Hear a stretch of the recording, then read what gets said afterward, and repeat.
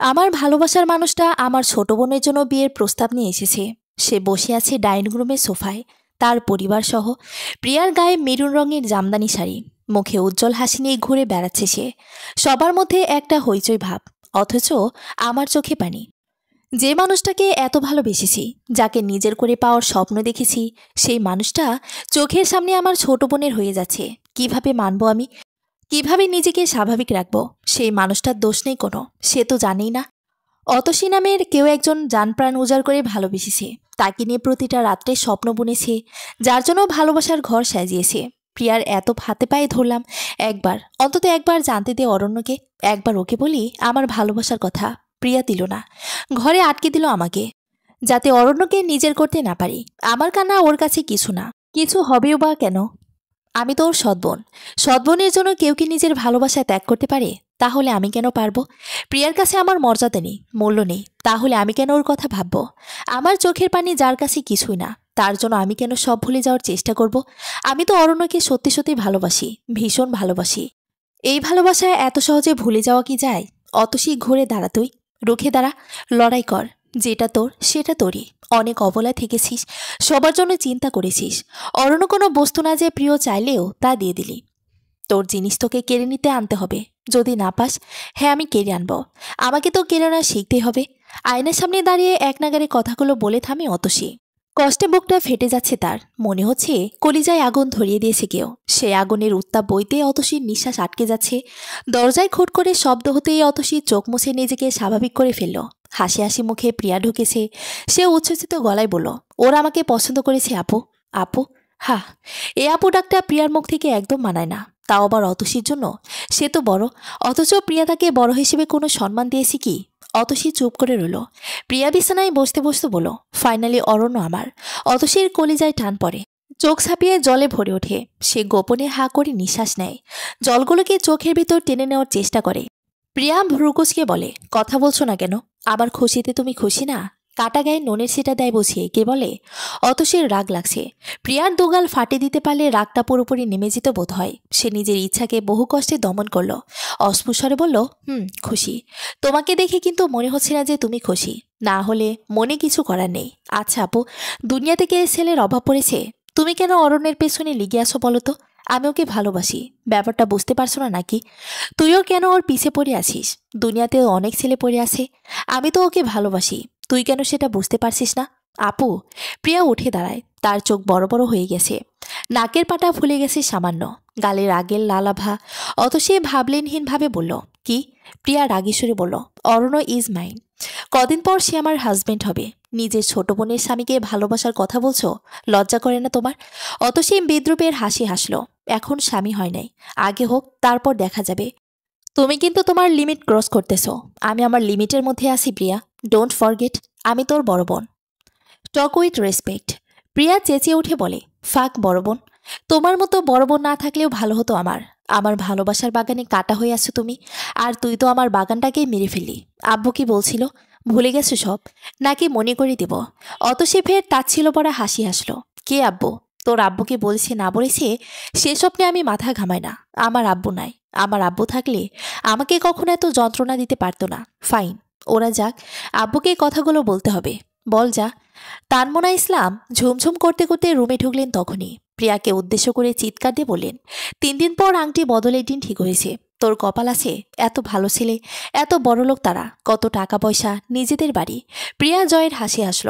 তানমনা ইসলাম অতসী দিকে তাকিয়ে ফের বললেন, আর এই মুখ পরি দেখ, গায়ের রং কি ময়লা, কেউ পছন্দ করে না এই জন্যে। এত বিয়ের প্রস্তাব আনছি, একটাও রাজি হলো না।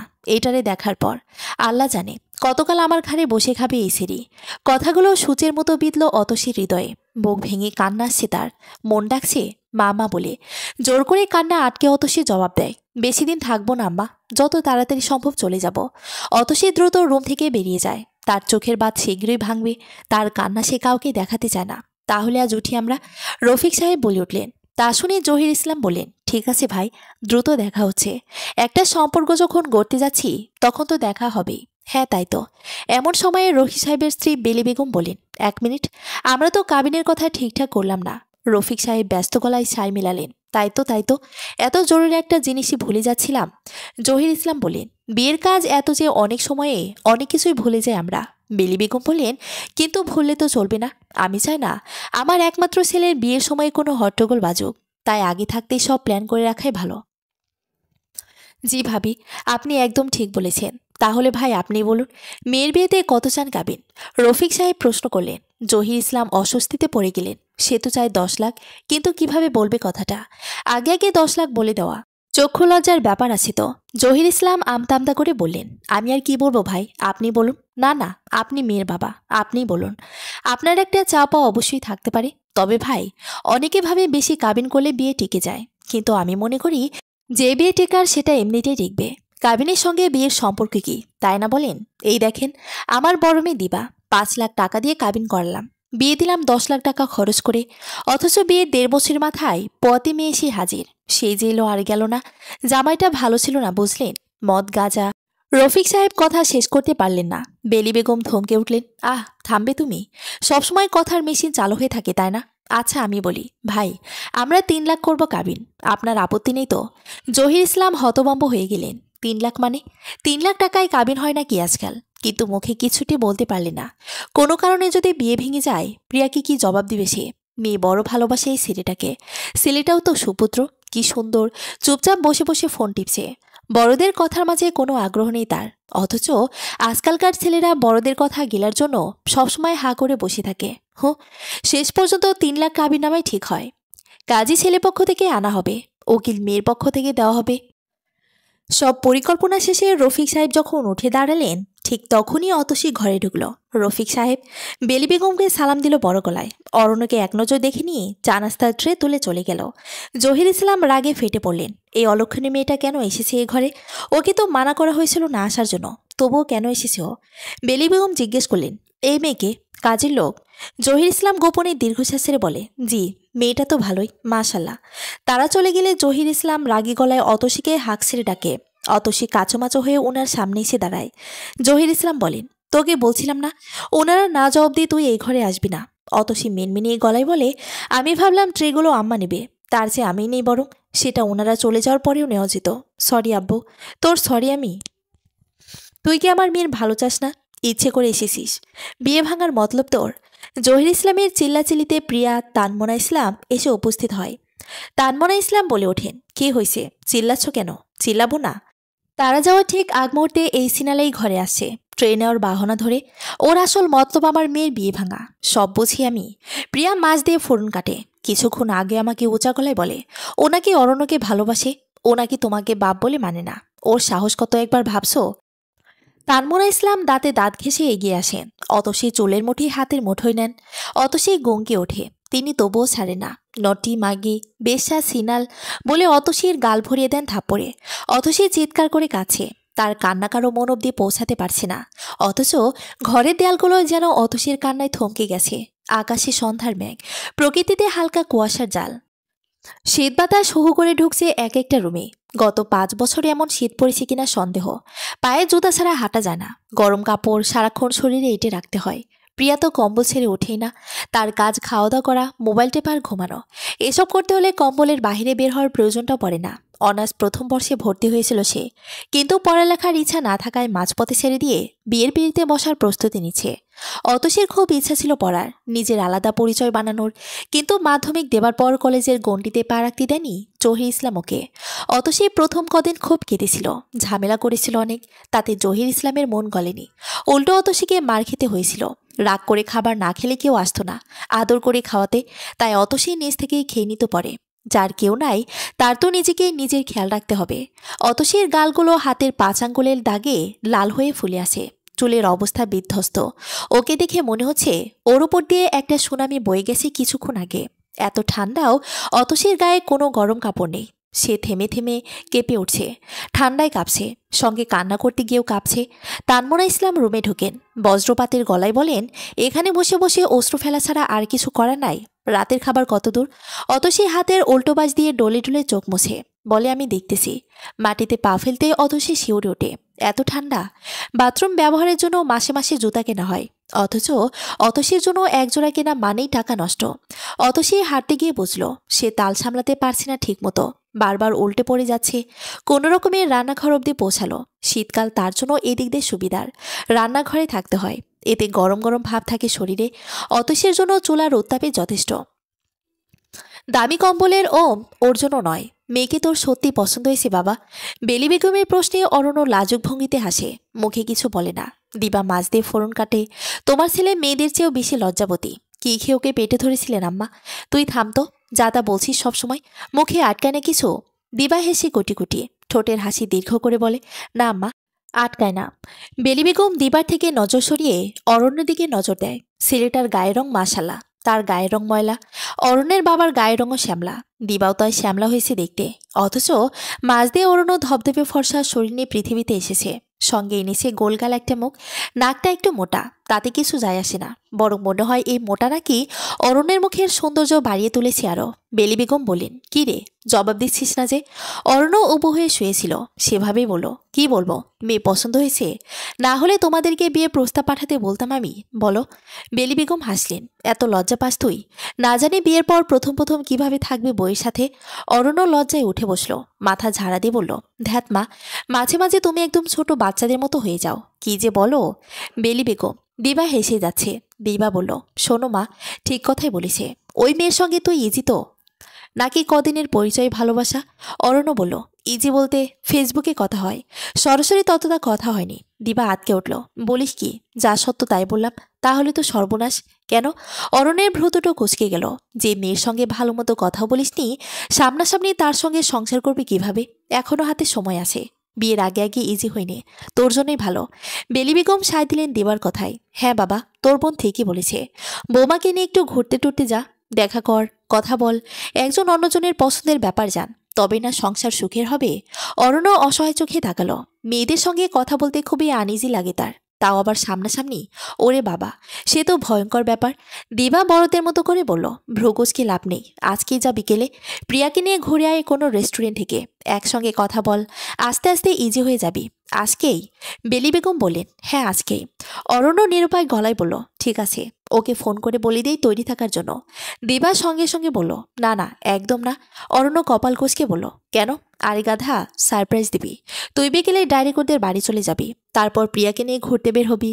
মেয়েরা সারপ্রাইজ বেশি পছন্দ করে বুঝেছিস। আর কি কি করতে হবে? অনেক কিছুই করতে হবে, মাত্র তো বিয়েটা করতে যাচ্ছিস।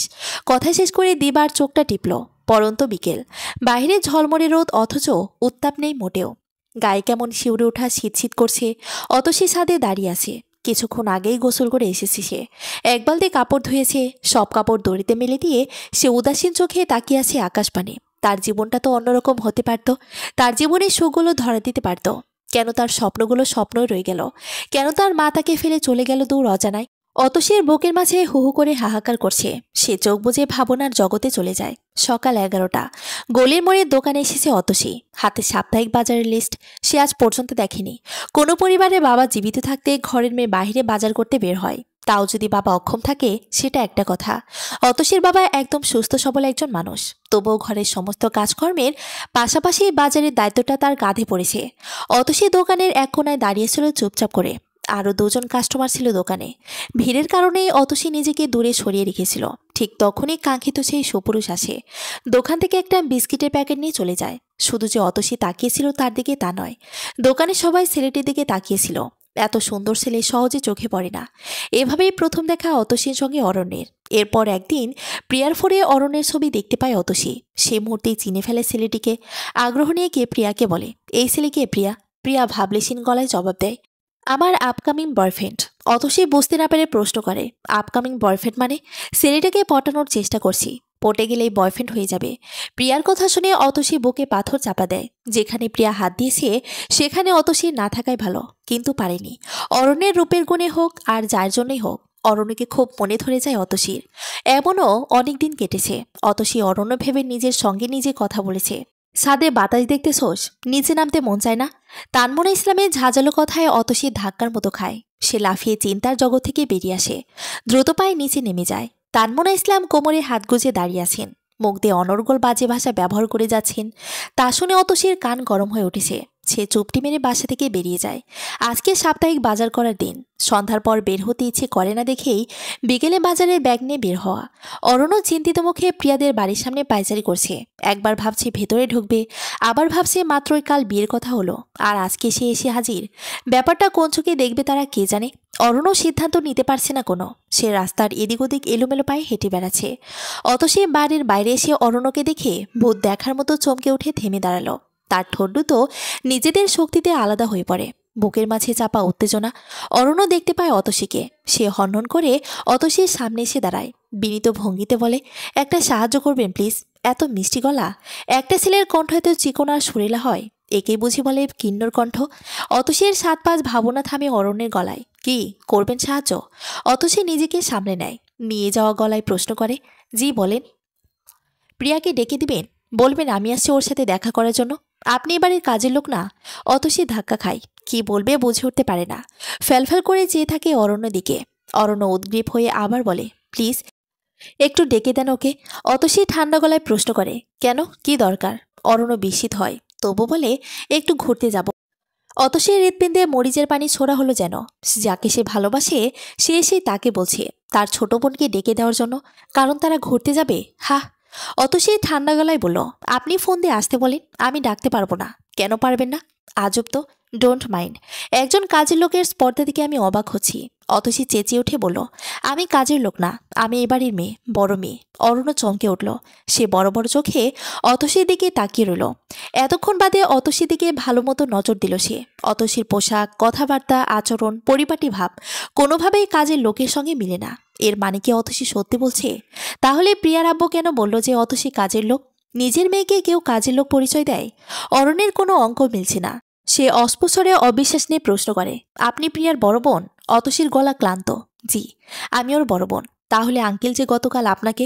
আমার অনেক কথা আছে, প্লিজ আমাকে নিয়ে কোথাও চলুন, সব বলবো আমি। তবে এখানে না, বাসার কেউ দেখলে আমাকে মেরে ফেলবে। প্লিজ চলুন অন্য কোথায় যাই। অরণ্যের আগ্রহ হচ্ছে খুব। কি কারণে একজন পিতা তার সন্তানকে কাজের লোক হিসেবে পরিচয় দেয় সেটা জানার জন্য তার ভেটোটা ছটফট করছে। সে সঙ্গে সঙ্গে বলল, আচ্ছা চলুন। ওরা একটা ক্যাফেতে বসে আছে। ক্যাফেটা অতসীর বাসা থেকে বেশি দূরত্বে নয়। অতসী আর অরণ্য মুখোমুখি বসে আছে একে অপরের। অনন্য চুপ করে আছে। অতসীকে সময় দিচ্ছে সব বলার। অতসীও নিজের কথাগুলো গুছিয়ে নিল মনে মনে। তারপর বলতে শুরু করলো, আমার আম্মু আমার জন্মের অনেকদিন পর মারা যায়। আমি আমার আম্মুকে দেখিনি। বর্তমানে যিনি আমার মা হিসেবে পরিচিত তিনি আসলে আমার সৎমা, প্রিয়ার আপন আম্মু। এবার নিশ্চয়ই বুঝতে পারছেন আমি কেন এ বাড়িতে কাজের লোকের মতো থাকি। অরণ্য অবিশ্বাস্য সুরে বলে, প্রিয়াও কি আপনার সাথে খারাপ আচরণ করে? হো, ভাবতে পারছি না আমি। প্রিয়ার চিন্তা ভাবনা এতটা নিচু কবে থেকে হলো? কেউ সৎ হলে তার সাথে খারাপ আচরণ করতে হবে? ছি! আর আঙ্কেল ও বাপ কিভাবে পারলেন নিজের মেয়ের সঙ্গে এত বড় অন্যায় হতে দিতে? প্রিয়ার মা না হয় সৎ, কিন্তু আঙ্কেল তো আপন বাবা। আল্লাহ দুনিয়াতে কত কি দেখতে হচ্ছে। অতসীর ঠোঁটের কোনায় অস্ফুটে হাসি। বাবা মাকে যা বলে গালি দেয় আর যেভাবে মারে, সেসব যদি দেখতেন তবে বুঝতেন পৃথিবীতে অনেক কিছু দেখার বাকি আছে। অরণ্য চোখ কপালে তুলে বলল, আপনাকে মারে? হ্যাঁ। আল্লাহ, আপনি এত কিছু সহ্য করে এখানে পড়ে আছেন কেন? চলে যান কোথাও। কোথায় যাব? নিজের চাকরি, মাধ্যমিকের পর আর পড়ার সুযোগ পাইনি। চাকরির জন্য সার্টিফিকেট লাগে, আমার তো সার্টিফিকেট নেই। অরণ্য ক্ষণকাল চুপ থেকে বলল, বিয়ে করে নিন। অতসী তীব্র চোখে অরণ্যের দিকে তাকালো। পর মুহূর্তেই চোখ সরিয়ে নিল। বিদ্রুপের গলায় বলল, শরীরের রঙের জন্য বিয়ে হয় না। হোয়াট? কি বলছেন? ঠিক বলছি, অনেক বিয়ের প্রস্তাব এসেছে, সব ভেঙে গেছে, কারণ আমি কালো। কই আপনি কালো? আপনি তো শ্যামলা, আর শ্যামলা মেয়েরা মায়াবতী হয়।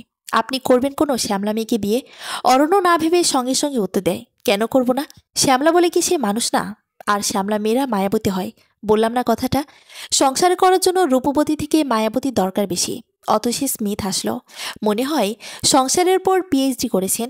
অরণ্য হেসে মাথা চুলকে বলল, আমার বড় বোনের থেকে শেখা এসব। সে বলেছে আপনার বড় বোন আছে? দিবা নামর, আমাকে নিজের ছেলের মতো যত্নে রাখে। অতসী হঠাৎ আপসেট হয়ে পড়ে, বলে, অথচ আমার ছোট বোনকে আমি এত ভালোবাসি। আরও। অতসী সশব্দে দীর্ঘশ্বাস ছাড়ে।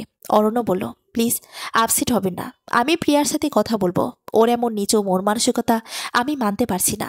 অতসী আটকে উঠল, না না, আপনার সঙ্গে আমার দেখা হয়েছে, কথা হয়েছে, এসব কাউকে বলবেন না প্লিজ। অনুরোধ আপনার কাছে। কেন, বললে কি হবে? অতসী এতক্ষণ চুপ থেকে বলল, মারবে খুব। আজব, আমার সঙ্গে দেখা হয়েছে, কথা বলছেন, এসব শুনলে মারবে? হুম, তাদের ধারণা আমি প্রিয়ার বিয়ে ভেঙে দিতে চাই। আর অতসী অরণ্যের দিকে তাকায়, লজ্জা লাগছে বলতে। অরণ্য অভয় দেয়, বলুন, সমস্যা নাই, আমি মাইন্ড করব না। আর ভাবে যে আমি আপনাকে পছন্দ করি, আপনার সঙ্গে বিয়ে করব। অরণ্য নির্বাক হয়ে পড়ে, কি বলবে বা কি বলা উচিত ভেবে পায় না সে। অতসী হঠাৎ অন্যরকম গলায় বলল, কথাগুলো ভেতরে চাপা পড়ে প্রতি মুহূর্তে যন্ত্রণা বাড়ছিল। আপনার সাথে কথা বলতে পেরে নিজেকে হালকা লাগছে। আসলে আমার কোনো ফ্রেন্ডও নেই যে তার সঙ্গে সব শেয়ার করব। অরণ্যের মায়া লাগে খুব। পান পাতার মতো মুখ, মুখে প্রসাধনীর সামান্যতম ছাপ নেই, অথচ তাকে কত স্নিগ্ধ লাগছে দেখতে। প্রকৃতি নিজ হাতে মেয়েটাকে সাজিয়েছে, সুন্দর করেই সাজিয়েছে। অরণ্য বলল, আজ থেকে আমি আপনার ফ্রেন্ড। 1 মিনিট। অরণ্য পকেট থেকে ছোট নোটবুক বের করে একটা কাগজে তার নাম্বার লিখে দেয়। তারপর কাগজটা অতসীর হাতে গুজিয়ে দিয়ে বলে, আমার নাম্বার, যখন যা শেয়ার করতে ইচ্ছে করবে ফোন করবেন। অতসী প্রাপ্তির হাসি আসলো, তার চোখ ছলছল করে ওঠে। ঘাড় নেড়ে বলল, আচ্ছা, একদম কাঁদবেন না প্লিজ। অতসী হেসে বলে, কাঁদব না। অতসী ঘর ঝাড়ু দিছিল। রাত 9টা বাজে। হঠাৎ উল্কার গতিতে জহির ইসলাম রুমে ঢোকেন। অতসী কিছু বোঝে ওঠার আগেই ওর চুলের মুঠে ধরে দেয়ালে মাথা ঢুকতে লাগলেন। অতসী হাউমাউ করে চেঁচিয়ে ওঠে। গঙ্গানের আওয়াজে মুখ দিয়ে বারবার বের হচ্ছে, মা মা। পাশেই তানমোনা ইসলাম নামের সৎ প্রাণী দাঁড়িয়ে দাঁড়িয়ে প্রিয়াও। অথচ তাদের ভাবভঙ্গি এমন যে অতসীকে মেরে ফেলেও তাদের কিছু আসবে যাবে না। তানমোনা ইসলাম বলেই ফেলেন, মারলে ভালো মতো মারো। দুদিন পর পর শরীরে শক্তি না খুইয়ে একদিনে মেরে ফেলো মাগিটারে। হয়তো মাগিটার বিক্রি করে দিয়ে আসো যাও। ওর যন্ত্রণায় আমার মেয়ের কপাল পড়বে। জহির ইসলাম অতসীকে ফ্লোরে ফেলে দিয়েছেন। কোমর থেকে বেল্ট খুলে ইচ্ছামতো প্রহার করছেন আর বলছেন, তুই কোন সাহসে অরণ্যের সাথে দেখা করছস? খানকির ঘরের খানকি, এই খানকি তোর জন্ম দিয়ে আরেক বেটার লগে ভাইগে গেছে, আর আমারে দিয়া গেছে আর খানকি রে। তুই মরস না কেন? কই মাছের প্রাণ নিয়ে আইসোস? আজকে তোরে মাইরাই ফেলাম, একদম গায়ে ভাসামো, কুচি কুচি কইরা গাইটা। রাত 12টার দিকে আধমরা অতসীকে ঘর থেকে বের করে দিলেন জহির ইসলাম। এত কি হাড় কাঁপানো শীত, তার ভেতর গায়ের ব্যথা। মাথার এক কোণা ফেটে রক্ত বের হয়েছিল, তার এখন শুকিয়ে কালো রং ধারণ করেছে। ঠোঁটের পাশ কালছিটে হয়ে গেছে, জায়গায় জায়গায় বেল্টের বাড়ির ডাক। অতসী থরথর করে কাঁপছে। কোথায় যাবে সে, কোথায় যাবে? অতসী অরণ্যের কথা মনে পড়তেই এলোমেলো পা ফেলে একটা ফ্যাক্সিলোডের দোকানে যায়। ফোন দেয় অরণ্যকে। অরণ্য উপন্যাসের বই পড়ছিল। ফোন রিসিভ করতেই ওপাশ থেকে অতসী দুর্বল গলায় হড়বড় করে বলে, আমাকে বাঁচান প্লিজ, আমাকে ওরা মেরে ঘর থেকে বের করে দিয়েছে। অতসী কথা শেষ করতে পারে না, মাথা চক্কর দিয়ে ওঠে। একটা ছোট মস্তিষ্ক আর কত প্রেশার সইবে। অতসী ধূপ করে পড়ে যায় মাটিতে। কান থেকে ফোন ছিটকে পড়ে পাশে। এরা কি মানুষ? মানুষ হলে কিভাবে পারে এসব করতে? আমি ওই মেয়ে আনবো না। ওরকম পরিবারের সাথে কোনো সম্পর্ক গড়ার ইচ্ছা আমার নাই। বেলি বেগম গর্জে উঠে বললেন কথাগুলো। কথা শেষ করে অতসীর কপালের কাটা জায়গাটায় হাত বুলিয়ে দিলেন। কষ্টে তার দু চোখে পানি চলে এলো। অরণ্য থম মেরে বসে আছে পাশে। নিজেকে অপরাধী মনে হচ্ছে তার। অতসী অনুরোধ করার পরেও সে নিজেকে সামলাতে পারেনি। প্রিয়াকে ইচ্ছে মতো বকেছে। প্রিয়ার মন এত নিচে কিভাবে নামলো তা নিয়ে অনেক কথা শুনিয়েছে। প্রিয়ার মাধ্যমে জহির ইসলাম জেনেছেন যে অতসীর সঙ্গে অরণ্যের দেখা হয়েছিল, আর এই জন্য অতসীকে এভাবে মেরে ঘর থেকে বের করে দিল। ছি। দিবা ক্ষীণকণ্ঠে বলে, এত নোংরা মানুষ আমি আমার জন্মে দেখিনি। এ তো আমার শ্বশুরবাড়ি থেকেও খারাপ লোকজন। রফিক সাহেব রুমে ঢুকলেন, রাগী গলায় বললেন, এই মেয়েকে কোথা থেকে তুলে আনছো অরণ্য?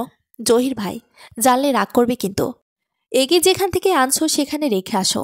রফিক সাহেব ধরে নিলেন অরণ্য এক্ষুনি ছুটে গিয়ে অতসীকে ফেলে দিয়ে আসবে। অরণ্য খুব বাধ্য ছিলে, বাবার আদেশ সে অমান্য করতেই পারে না। কিন্তু এবার ঘটনা ঘটল উল্টোটা। অরণ্য নিজ গলায় জবাব দিল, অতসী এখানেই থাকবে, কোথাও যাবে না। কি বললে তুমি? যা শুনলে তাই বললাম। যে লোক নিজের মেয়ের সঙ্গে এমনটা করতে পারেন সে কি মনে করবে বা কি ভাবতে পারে তাতে আমার কিছু যায় আসে না। রফিক সাহেব হতভম্ব গলায় বলেন, অতসী ওনার মেয়ে? হ্যাঁ, বড় মেয়ে। কে বলেছে এ কথা? অতসী বলেছে।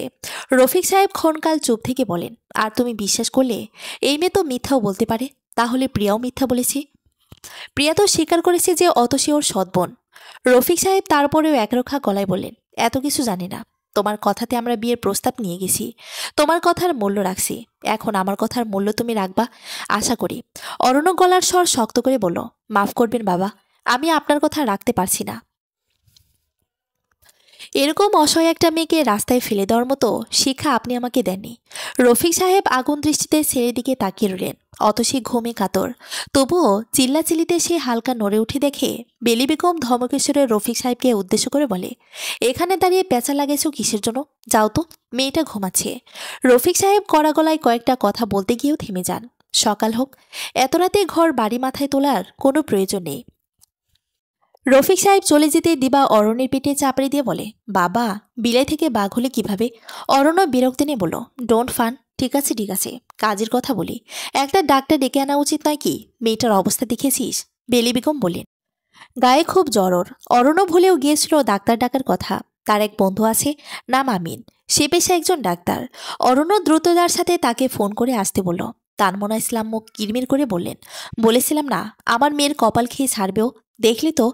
জহির ইসলাম আশ্বাস দিলেন, আহা, বিয়ে তো ভাঙিনি এখনো, তাই না? আর ওকে তো বের করে দিয়েছি। আর জীবনেও ঘর উঠতে পারবে না ও। যদি কখনো দুয়ারের সামনে দেখো, ওর ঠ্যাং ভেঙে দেবে। ওরকম খানকির কোনো দরকার নেই। ওর মাটার সঙ্গে ওকেও পাঠিয়ে দিতা। কেন রাখছিলে নিজের কাছে? ওখানে তো ভুল করেছি আমি। কেন যে পাঠাইনি ওকে? আসলে তখন ও ছোট ছিল তো, তাই একটা মায়া ছিল। ভাবছিলাম আমার কাছে ভালো থাকবে। বেশি ভাবতে যাও কেন? এখন ফল বুঝো। থাক, বাদ দাও। রাত কম হয়নি। ভাত খাওয়া হবে না? তানমোনা ভারী নিঃশ্বাস ছেড়ে বললেন, দাঁড়াও, ভাত দেই। প্রিয়া অবু হয়ে নিজের ঘরে শুয়েছিল। তানমোনা ইসলাম মেয়ের ঘরে উকি দিয়ে বললেন, এভাবে মরার মতো পড়ে আসিস কেন? আয় খেতে আয়। প্রিয়া বলল, খাবো না। কেন? আমাদের সব ঝামেলা তো গেছেই। তাহলে আবার মন খারাপ করে আছিস কেন? অরুণও ফোন করছে না মা, আর নেটেও নাই। হয়তো অন্য কাজে ব্যস্ত আছে। যখন ফ্রি হবে তখন তো দিবেই ফোন। তাতে এত মন খারাপের কি আছে? তুমি বুঝবে না। তুমি যাও তো, আমাকে একা থাকতে দাও। খাওয়া নিয়ে ঘ্যানর ঘ্যানর করবে না, খবরদার। তানমনা ইসলাম জোর করলেন না। প্রিয়া এমন জেদি মেয়ে। সে একবার যেটা ঠিক করে সেটাই করে ছাড়ে। আমির আশ্বস্ত গলায় বলল, চিন্তা করিস না, মেয়েটা ঠিক হয়ে যাবে। আমি পেইন কিলার ইঞ্জেকশন দিয়ে দিয়েছি। পারলে কাল একবার আমার চেম্বারে নিয়ে আসিস। ওর ক্ষতগুলো ড্রেসিং করে দেব। এখন তো ড্রেসিংয়ের জিনিস নিয়ে আসিনি। অরণ্য বলল, আচ্ছা, কাল নিয়ে আসবো। বাই দ্য ওয়ে, মেয়েটাকে? প্রিয়ার বড় বোন। প্রিয়ার বড় বোন? কই, আমাকে তো প্রিয়া কোনোদিন বলেনি যে ওর বড় বোন আছে। আমাকেই বলিনি। তোকে আর কি বলবে? মানে কি? অরণ্য দীর্ঘশ্বাস ছেড়ে বলল, অনেক কথা দোস্ত, অন্যদিন বলবো, আজ ভালো লাগছে না। আমিন অরণ্যের কাঁধে হাত দিয়ে বলল, যখন ইচ্ছে হবে বলিস। আজ আসি তাহলে। আমাদের গাড়িটা তোকে পৌঁছে দেবে। ধন্যবাদ বন্ধু। আমিনকে বিদায় জানিয়ে অরণ্য রুমে আসে। দিবা নেই। তার ছেলের ঘুম ভেঙেছে বিধায় সে তার ছেলের কাছে গেছে। বেলি বেগম অতসীর পাশে বসে ঝিমাচ্ছে। অরণ্য ডাকে, মা। বেলি বেগম লাফিয়ে উঠলেন। নিজেকে ধাতস্থ করে বললেন, বল। তুমি ঘুমাও মা, মেয়েটা একা থাকবে। একা আর কই, আমি আছি তো। আপাও চলে আসবে ছোটন ঘুমালে। তুমি যাও মা, তোমার চোখ লেগে আছে। বেলি বেগম হাই তুলে চলে গেলেন। অরণ্য বেলি বেগমের জায়গা দখল করে বসল। তারপর তাকালো অতসীর দিকে। অতসীর ঠোঁটের কিনারায় নীল কালো কালছিটে। ঘুমের মধ্যেও ঠোঁট নড়ছে হালকাভাবে। হয়তো মেয়েটা অন্য স্বপ্ন দেখছে। কিন্তু সেই স্বপ্নটা কি সুখের নাকি দুঃখের স্বপ্ন? যে মেয়ের বাস্তব জীবন এমন, তার স্বপ্নে দুঃখরাই আসে বেশি।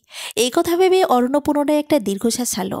অতসীর হাত থেকে ফোন পড়ে যাওয়ার পর অরণ্য একাধারে হ্যালো হ্যালো করতে থাকে। কিন্তু ওপাশ থেকে সাড়া না পেয়ে ফোন কেটে আবার ফোন দেয়। এবার অতসীর গলার বদলে একজন অপরিচিত ভদ্রলোকের গলা পাওয়া যায়। চিনি জানায় অতসী নামের মেয়েটা ফ্লোরে অজ্ঞান হয়ে পড়ে আছে। অরণ্য দ্রুত ঠিকানা জেনে গাড়ি নিয়ে সেখানে চলে যায় আর অতসীকে নিজের বাসায় নিয়ে আসে। অতসীর শারীরিক কন্ডিশন দেখে অরণ্যের এত রাগ ওঠে, সে পারে না এক্ষুনি পিয়ার বাবাকে কয়েকটা উল্টাপাল্টা কথা শুনিয়ে দিয়ে আসে। তার মধ্যে মানবিক বোধ আছে, সে তো অমানুষ না। অরণ্যের চিন্তার সুতো কাটে ফোনের আওয়াজে। এবার অরণ্যের অন্য একটা নাম্বারে ফোন দিয়েছে প্রিয়া। অরণ্য একরাশ বিরক্তি নিয়ে ফোন ধরে। ওপাশ থেকে প্রিয়ার আহ্লাদি গলা শোনা যায়, আমার বাবুটা এখনও রাগ আমার উপর। এতবার ফোন দিলাম, ধরলে না, নেটেও নাই। আচ্ছা যান, সরি, আমাকে ক্ষমা করে দাও। এখন থেকে বোনকে প্রপার সম্মান করব, প্রমিস। অরণ্য চুপ করে থাকে, কোনো কথা বলে না। আসলে তার কথা বলতে ইচ্ছে করছে না। প্রিয়া ক্ষণকাল পরে আবার বলে ওঠে, ও যান, কথা বলো। সরি, বললাম তো। অরণ্য গলার স্বর কঠিন করে বলল, স্বাভাবিকভাবে কথা বলা যায় না? গদগদ ভাব ধরে কথা বলবা না প্লিজ। প্রিয়ার মেজাজ গরম হয় অরণ্যের কথায়, কিন্তু রাগটা অপ্রকাশিত রেখে সে স্বাভাবিকভাবে বলল, আচ্ছা সরি এগেইন, তোমার সাথে একটা বিষয় ক্লিয়ার করতে চাই। কি? আমি তোমাকে আর বিয়ে করতে চাই না প্রিয়া। প্রিয়ার মাথায় যেন বাজ পড়ল অরণ্যের কথা শুনে। সে অস্ফুট স্বরে কিরকম একটা শব্দ করল, যেটা অরণ্য বুঝতে পারল না। তাই বলল, কি বলতেছো, ক্লিয়ার করে বলো। প্রিয়া প্রায় কাঁদো কাঁদো গলায় বলল, এটা কি বলতেছো তুমি? বিয়ে করতে চাও না মানে? আমি বললাম তো অতসীকে সম্মান করব, ওর সাথে আর খারাপ বিহেভ করব না, তারপরও এটা বললা তুমি? Sorry please, sorry sorry.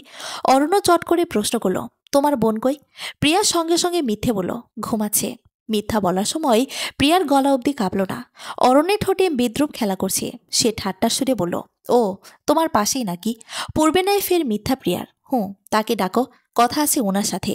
প্রিয়া এবার আমতা আমতা শুরু করলো, আপু তো ঘুমাচ্ছে, সকালে কথা বলো। সকালে কই পাবা তাকে? অতসী আর কখনো তোমাদের বাসায় যাবে না। প্রিয়া চমকে গেল অরণ্যের কথায়। প্রিয়া কিছু প্রশ্ন করার আগেই অরণ্য বলল, অতসী আমার কাছে আছে। তুমি তোমার বাবাকে বলিয়ে ওর সঙ্গে যেটা করেছো একদম ঠিক করনি। তোমার মতো মানুষের সাথে কথা বলার ইচ্ছেটাই মরে গেছে। বিয়ে তো দূরের কথা। প্রিয়া কাঁপা কাঁপা গলায় বলল, ও তোমাদের বাসায়? হ্যাঁ, আমার বাসায়, আমার পাশে। কোনো সমস্যা? প্রিয়া বিষয়ে কিং কর্তব্য বিমর। সে হঠাৎ কিছু বলতে পারল না। চুপ থেকে ধাক্কাটা সামনে নিল, বলল, আমাকে ক্ষমা করা যায় না? অরণ্য চিৎকার করে বলল, না যায় না। তোমার মতো মেয়ে ক্ষমার যোগ্যই না। একবার অতসী জায়গায় নিজেকে বসিয়ে দেখো, তাহলে বুঝতা অতসীর কষ্টটা। আর শোনো, আমি আর একটা ডিসিশন নিছি। কি ডিসিশন? আমি অতসীকে বিয়ে করব। ওর কষ্টগুলো ভুলে দেওয়ার চেষ্টা করব, ওকে সুখে রাখবো। প্রিয়া পাগলের মতো বলল, অরণ্য স্টপ, একদম আমার নাম ধরে ডাকবে না। তোমার আসল রূপ আমার চেনা হয়ে গেছে। Good bye. অরণ্য ফোন কেটে দিয়ে ফোন বন্ধ করে রাখে। প্রিয়া অনেকবার অরণ্যের নাম্বারে ফোন দেয়, প্রতিবার নাম্বার বন্ধ। প্রিয়া চিৎকার করে কেঁদে ওঠে। তার চিৎকার শুনে জহির ইসলাম, তানমনা ইসলাম দৌড়ে আসেন। তানমনা ইসলাম উদ্বেগ নিয়ে প্রশ্ন করে, কি হয়েছে, কি হয়েছে? প্রিয়া ঝাঁপিয়ে পড়ে জহির ইসলামের বুকে।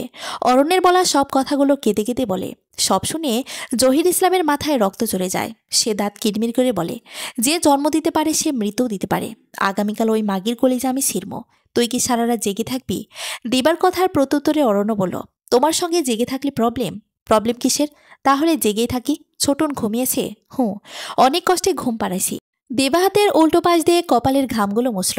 অরণ্য বলল, আপু তোমার জীবন কি থমকে থাকবে, আর আগাবে না? দেবা প্রশ্নের মানে বুঝেও না বোঝার ভান করে বলল, মানে কিসের কথা বলছিস? আমার জীবন থমকে আছে নাকি? দিবা অস্ফুটভাবে হাসল। অরণ্য দেবাকে শক্ত গলায় বলল, একদম কথা উড়িয়ে নিবে না। তুমি খুব ভালো করে জানো আমি কি বিষয়ে বলছি।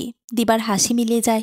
সে মলির মুখে একটুক্ষণ চুপ থেকে বলে, মনের মানুষ নাই তো, খুঁজে দেখো। ইচ্ছে করে না? কি এমন বয়স হয়েছে তোমার যে ইচ্ছে করে না? আমি ভালো ছেলে দেখি না রে। বিয়ে সাথে আর ভালো লাগে না। একটা নারীর জীবনের পূর্ণতায় তো বিয়ে। সেটা থেকে তুমি নিজেকে বঞ্চিত করছো। কই বঞ্চিত করলাম? আমারও বিয়ে হয়েছিল, আফসোস বিয়েটা টেকেনি। তাতে কি? আর শোনো, ভুল বলি। একটা মেয়ের জীবনের পূর্ণতা হলো মাতৃত্ব, সেটা আমি পেয়েছি। আর কিছু দরকার নাই। তবু আপু, এভাবে তোমাকে দেখতে ভালো লাগে না। ভালো না লাগলেও চোখ বন্ধ করে থাক। আপু। অরণ্যকে ধমক দিয়ে চুপ করালো দিবা। মায়ের মতো ঘ্যান জ্ঞান লাগাইছিস কি জন্য? আমি কি তোদের অন্ন ধ্বংস করছি? আমাকে তাড়াতে যাচ্ছিস কেন? সি, কি যে বলো না। তাহলে একদম চুপ থাকবি। একটা কথাও শুনতে চাই না। আমার কপালে আর বিয়ে সেদিন নাই। দানিশকে নিয়ে বাকি জীবনটা কাটাতে চাই। ওকে মানুষের মতো মানুষ করতে চাই। অরণ্য বলল, আমি তোমার পাশে আছি আপু। দিবা প্রসঙ্গ পাল্টাতে বলল, এই মেয়েটার কি করবি? রাতটা না হয় এখানেই থাকলো। তারপর আব্বু যা লাগাইছে, মনে হয় না কাল আর থাকতে দিবে। তুই কি ওর পরিবারের সঙ্গে কথা বলে দেখবি? থানা পুলিশের ভয় দেখাতে পারিস? অরণ্য জবাবে বলল, যে লোকের বুকে দয়ামায় নেই সে কোনো কিছুর পরও করবি না। লাভ নাই। ওখানে গেলে এই মেয়ে মারা যাবে। তাহলে কি করবি? অরণ্য ঠান্ডা গলায় সাবধানে আসল কথাটা পারে, আপু আমি যদি অতসীকে বিয়ে করি, তুমি রাগ করবা? দিবা চমকে গেল অরণ্যের কথায়। এদিক ওদিক তাকিয়ে চাপা গলায় বলল, কি বলতেছিস তুই? এভাবে কথা বলতেছ কেন? আব্বু তোর এই কথা শুনলে ঘরে কুরুক্ষেত্র করে ফেলুক। কেন জানি এই মেয়ের সুখের ঊর্ধ্বে অন্য কিছু ভাবতে ইচ্ছে করে না পা। দিবা অরণ্যের কপালে হাত দিল, তোর গায়ে জ্বর এলো নাকি? কি সব আবল তাবল বলছিস? আমি একদম ঠিক আছি। অরণ্য, তুই কিন্তু অনেক ভয়ঙ্কর সিদ্ধান্ত নিছিস জানি। আজীবন তো নর্মাল সিদ্ধান্ত সাধন করলাম, এবার একটা ভয়ঙ্কর সিদ্ধান্ত সাধন করে দেখি। আব্বু কিন্তু অনেক ঝামেলা করবে। করুক না আপা, তাতে কি? তুমি কি পাশে থাকবে না? দেবা ড্যাব ড্যাব করে অরণ্যের দিকে অনেকক্ষণ তাকিয়ে রইল। তারপর লম্বা করে একটা দম ছেড়ে বলল, থাকবো। আপু তুমি কিন্তু বলেছিলে রূপবতী মেয়ে থেকে মায়াবতী মেয়েরা সংসারের জন্য পারফেক্ট হয়। বলছিলাম। দিবা ঘুমন্ত অতসীর দিকে তাকালো, কি যেন ভেবে বলল, এই মেয়ে একটু সুখ পেলে তোকে মাথায় তুলে রাখবে অরণ্য। অতসী চোখ মেলতেই ঝপাং করে একগুচ্ছ পেল প্রদ্যুৎ তার চোখের ভেতর ঝাঁপিয়ে পড়ল। অতসী দ্রুততার সঙ্গে চোখ বন্ধ করে নিল। 1 মিনিট চোখ বন্ধ করে তারপর ধীরে ধীরে চোখ হলো। এবার আলোটা সয়ে এসেছে। সে অবাক নয়নে দেখল তার পাশে একটা প্রকাণ্ড জানালা। সে জানালা দিয়ে প্রকৃতির অর্ধেক রোদ অনায়াসে ঢুকে পড়ছে। রোদটা মিষ্টি, এর মানে এখন কি সকালে? গায়ের উপর কফি কালারের দামি কম্বল, ঝরঝরে লাগছে নিজেকে তার। সে উঠে বসে পাশ ফিরতেই চমকে গেল। একটা অপরিচিত মুখ তার পাশে গভীর ঘুমে আচ্ছন্ন। মহিলাটাকে। অথচ অনেকক্ষণ তার দিকে তাকিয়ে থেকেও তাকে চিনতে পারল না। একবার ইচ্ছে জাগলো তাকে ডেকে তুলে জিজ্ঞাসা করা হোক সে কই আছে, কিভাবে এসেছে। কিন্তু বেচারির শান্তি ঘুম ভাঙাতে মন চাইল না। অত সে ধীর পায়ে বিছানা ছেড়ে নামতেই মাথা চক্কর দিয়ে উঠল। সে ধপ করে বিছানার পায়ের কাছে বসে পড়ল। ধূপ করে শব্দ হলো, ফলে দেবার ঘুম ভেঙে গেল। সে ধর্মর করে উঠে বসে অতসের দিকে একদৃষ্টে তাকিয়ে রইল। অতসে নিজেকে সামলে নিয়ে অপরাধী গলায় বলল, আপনার ঘুম ভাঙানোর জন্য ক্ষমা করবেন। দিবা অতসের কথার পিঠে কথা না বলে প্রশ্ন করে বসে, কই যাচ্ছিলে তুমি? অতসী বিছানায় পা তুলে বসতে বসতে জবাব দেয়, এটা কার বাড়ি? আর এখানে আমি আসলাম কিভাবে? এটা অরণ্যের বাড়ি। অরণ্যকে নিশ্চয়ই যেন। অতসী প্রচণ্ড চমকে উঠল। সে অরণ্যের বাড়িতে? সারা রাত কি এখানেই ছিল? অতসী ভাবতে চেষ্টা করে। গতকাল রাতে তাকে বের করে দেয়। সে একটা দোকানে গিয়ে অরণ্যকে ফোন দেয়, কিন্তু কথা শেষ করার আগেই তার চেতনা হারায়। সে পড়ে যায়। এরপরের ঘটনায় কিছু মনে নেই। চোখ মেলতে নিজেকেই সুন্দর ঘরে আবিষ্কার করে। অতসীর প্রশ্নবিদ্ধ চোখ দেখে দিবা নিজ থেকেই বলল, যে দোকান থেকে তুমি ফোন দিয়েছিলে সেখানে যাই অরণ্য, তোমাকে নিয়ে আসে। তারপর এবার প্রশ্ন দূর হলো। অতসী চাপা গলায় বলল, হুঁ। এখন কি শরীর ভালো তোমার? জি, ভালো লাগছে। আমি অরণ্যের বড় বোন দিবা। আপনার কথা শুনেছি ওনার থেকে। তুমি কি আবার ঘুমাবে নাকি ফ্রেশ হবে? অতসী চট করে বলল, আর ঘুম আসবে না। ঠিক আছে, তুমি এই রুমেই থাকো। বাথরুম আছে এই যে, ফ্রেশ হয়ে নাও। আমি তোমার জন্য চা নাস্তা পাঠাচ্ছি। ঘর থেকে বের হও না, কেমন? অতসী ঘাড় কাত করে বলে, জি আচ্ছা। দিবা হামি তুলতে তুলতে উঠে দাঁড়ায়। চুলগুলো হাত খোপা করতে করতে দরজার দিকে আগায়। কি মনে করে দরজার কাছে গিয়ে দাঁড়িয়ে পড়ে। পেছন ঘুরে অতসীর দিকে তাকিয়ে বলে, তুমি আসলে খুব মায়াবতী অতসী। অতসী কে বলবে বুঝে উঠতে পারে না। সে চোখ বড় বড় করে চুপ করে থাকে। দিবা অতসীর রিয়াকশন দেখে মুচকে এসে বের হয়ে যায়। অতসী বাথরুম থেকে বের হতেই দেখে অরণ্য নাস্তা নিয়ে বিছানায় বসে আছে। শীতের সকালের মিষ্টি রোদের আলোয় অরণ্যকে লাগছে পবিত্র ফুলের মতো শুভ্র। অতসীর নিঃশ্বাস ভারী হয়ে আসে আচমকা। পাঁজরগুলো কেঁপে ওঠে। এত কেন ভালো লাগছে এই ছেলে কি তার? এই ছেলের মধ্যে কি এমন চুম্বক আছে? নিশ্চয়ই আছে, নয়তো এত কেন টানে অতসীকে নিজের দিকে। অতসীকে এক দৃষ্টিতে তাকিয়ে থাকতে দেখে অরণ্য ডাক দিয়ে উঠল, এই যে অতসী। হালকা নড়ে অটস্ফুট গলায় বলল, হুঁ। অনন্তকাল কি বাথরুমের সামনে দাঁড়িয়ে থাকবেন? এদিকে আসেন, চাটা ঠান্ডা হয়ে যাচ্ছে। অতসী বিছানায় গিয়ে বসে। অরণ্যের দিকে তাকিয়ে মিষ্টি করে হাসে। অরণ্য ঠোঁটে চমৎকার হাসি ফুটিয়ে জিজ্ঞেস করে, শরীর কেমন? আলহামদুলিল্লাহ। যাক, ভালো লাগলেই ভালো। গায়ে ব্যথা কতটুকু? সহ্য করার মতো ব্যথা? জ্বর জ্বর ফিল আছে? নেই। দ্রুত সুস্থ হয়ে উঠবেন আপনি। অতসীর অস্বস্তি হচ্ছে। সে চোখ সরিয়ে অন্যদিকে তাকিয়ে বলল, ধন্যবাদ আপনাকে। আপনি না থাকলে আমার যে কি হতো। ধন্যবাদের কিছু নেই অতসী। আমার মধ্যে মানবতা একটু হলেও আছে। এবার কথা থামিয়ে নাস্তা করে নিন। চাটা একদম ঠান্ডা হয়ে গেল কিনা কে জানে। অতসী ঠোঁটে হাসি ফুটিয়ে বলল, ঠান্ডা চাও চলবে। ওকে, তাহলে খেয়ে নিন। আপনি খেয়েছেন? হ্যাঁ, আরও আগেই। অন্য সময় হলে অরণ্যের সামনে লজ্জায় অতসী কিছু মুখে তুলতে পারত না, কিন্তু এখন পরিস্থিতি ভিন্ন। খিদে পেট চোচো করছে অতসীর। লজ্জা দিকে তাকালে হবে না। অতসী ধীরস্থিরভাবে খাওয়া সম্পূর্ণ করল। মুখ দিয়ে তৃপ্তির ঢেকুর বেরিয়ে এলো। সে লজ্জিত নেত্রে অরণ্যের দিকে। অরণ্য হাসি মুখে বলল, আরও খাবেন? অতসীর নিশ্চুপ থেকে শুধু মাথা নাড়ায় এদিক ওদিক। ঠিক আছে, আপনি বসেন, আমি আসতেছি। অরণ্য প্লেট গ্লাস নিয়ে চলে যায়। খানিক বাদে ফিরে আসে। অতসী নিজ জায়গাতেই চুপ করে বসেছিল।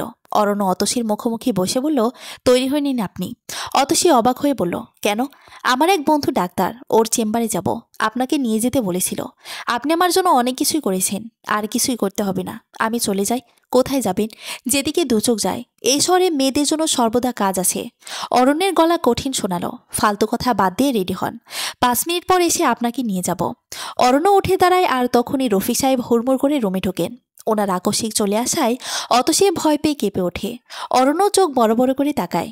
রফিক সাহেব ঘৃণিত চোখে অতসীকে একবার দেখে। অরণ্যকে আদেশ করে, এক্ষুনি এই মেয়েকে আমার ঘর থেকে বাহির করো। রাত্রি ছিল বলে কাল কিছু বলিনি। তোমার বেয়াদবি সহ্য করেছি। এখন আর এক মুহূর্ত এই মেয়েকে আমি সহ্য করব না। ওকে বিদায় করো, এক্ষুনি, মানে এক্ষুনি। অতসী মাথা নিচু করে ফেলে। তার চোখ ছলছল করে উঠেছে। নিজেকে এতটা অসহায় লাগছে তার। একটা শক্ত ছাদ তার কপালে জুটল না। সব জায়গাতেই নর্দমার ময়লার মতো ভাসতে ভাসতে জীবন পার করল। দিবা রফিক সাহেবের পিছিয়ে এসে দাঁড়িয়েছে। বাবা, কি লাগাইছ? তুমি যাও তো এখান থেকে। আমি যাব। তার আগে তোর ভাইকে বল এই মেয়েকে বাইরে রেখে আসতে। তুমি আগে যাও তো বাবা, পরেরটা পরে দেখা যাবে। পরে দেখা দেখির কিছু নাই, ওকে এক্ষুনি বের করে দিবি, ব্যাস, আর কিছু জানি না। বাবা তুমি যাও না, যাও তো। দিবা ঠেলে রফিক সাহেবকে বের করে দিল রুম থেকে। তারপর লম্বা দম ফেলে তাকালো অরণ্যের দিকে। অরণ্য পাথরের মূর্তির মতো দাঁড়িয়ে আছে। অতসী কাঁদছে। দিবা দীর্ঘশ্বাস ফেলল। কি করবে কিছুই বুঝতে পারছি না। অরণ্য যন্ত্রের মতো বলল, চলো অতসী। অতসী চমকে ওঠে, তার কান্না থেমে যায়। অরণ্য তাকে হুট করে তুমি করে বলছে, আর অরণ্যের এই কথাই কি যেন একটা ছিল।